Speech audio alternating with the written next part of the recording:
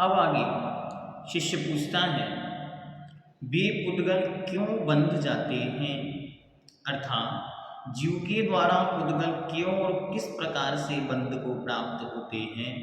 तो आचार्य उत्तर देते हैं। अब शिष्य को घबराहट होने लगी बंधन में, अब तो मुझे इस बंधन से छूटना है।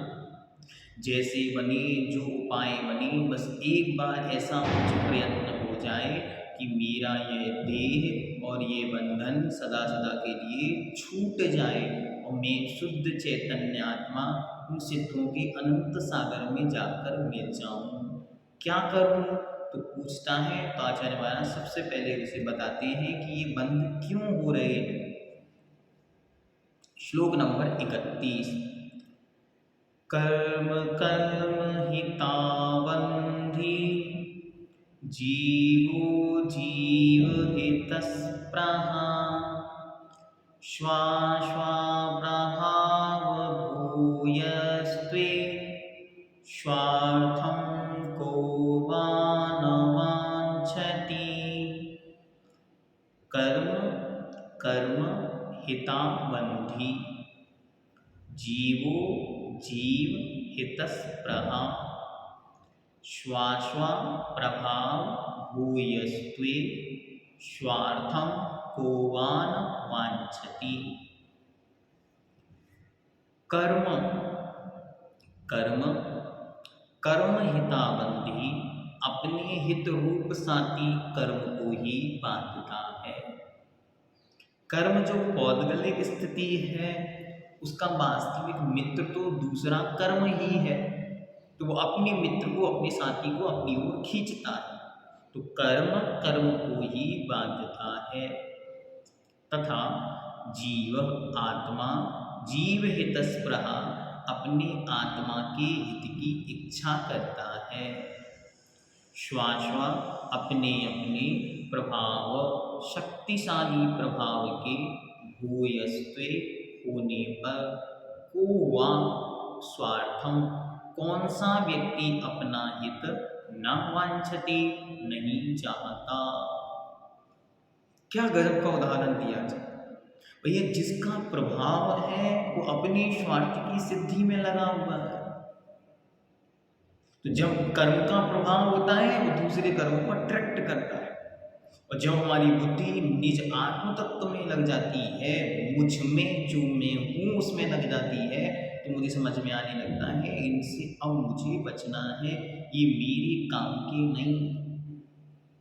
कैसा समय दृष्टि जीव होता है, कैसे उसकी चेतना की जागृति होती है कि वो अच्छी तरह ये जान गया है ये शरीर भी अब मेरा नहीं, ना जाने कब किस दिन कब धोखा दे दे और ये छूट जाए। इसलिए अब मुझे जो कुछ करना है मेरी आत्मा के लिए करना है। इस शरीर देह कर्म और समाज संसार के लिए कुछ भी करना बाकी नहीं। अब जो कुछ करना बाकी है वो बस मेरे लिए। क्यों? क्योंकि मैंने जो कुछ अपने लिए किया बस वही मेरा साथ जाने वाला है। अब इसे आचार्य महाराज और आगे समझाएंगे कि हम परोपकारी तो बन रहे हैं लेकिन आत्मा पर उपकार करना भूल गए। ये संसार है, यहाँ पे जिसका प्रभाव बढ़ता है वो अपने वाले को और अट्रैक्ट करके नवीन कर्मों का बंध कराता चला जाता है। देखते संसार में सभी अपना बल पाकर अपना स्वार्थ सिद्ध किया करते हैं।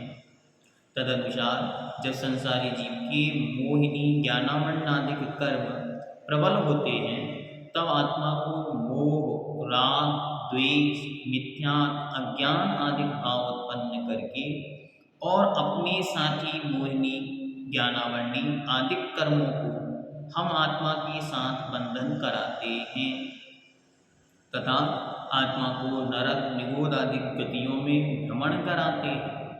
अनादिकाल से अब तक अनंतानंत संसारी जीव इस बलवत्ता शक्ति के कारण संसार में भ्रमण कर रहे हैं, परंतु सच्चे गुरु का उपदेश आदि शुभ समागम पाकर जब आत्मा को अपनी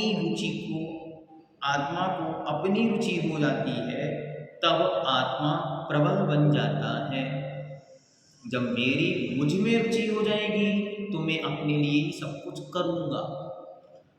उस समय वह कर्मों का संबर निर्जरा करके कर्मों की शक्ति को छीन करता हुआ अपने ज्ञान चारित्रादिक गुणों को बढ़ा करके कर्मों से मुक्त होने का प्रयत्न करता है।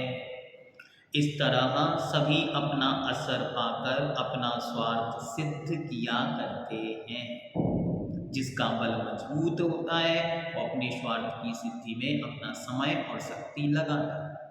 जिसे समझ में आ गया, देखो यहाँ कुछ भी नहीं है, हमको यहाँ से कैसे भी बने वैसे छूटना है, पार लगना है, वो यहाँ उलझता नहीं। ऐसे ही जिस आत्मा को इस चीज़ का बोध हो गया है कि भाई मैं अनादिकाल से यहाँ हूँ और ये कर्म अपनी स्वार्थी कर्मों को पकड़कर मुझे यहाँ बंधन में रखे हुए हैं, मैं आत्मा हूँ, अपने निज वैभव ज्ञान दर्शन रूप चैतन्य शक्ति की ओर निहारूं तो मैं मेरा कल्याण करके इस भवसागर से पार हो जाऊंगा। आज के लिए इतना पर्याप्त। सभी को जय जिनेन्द्र।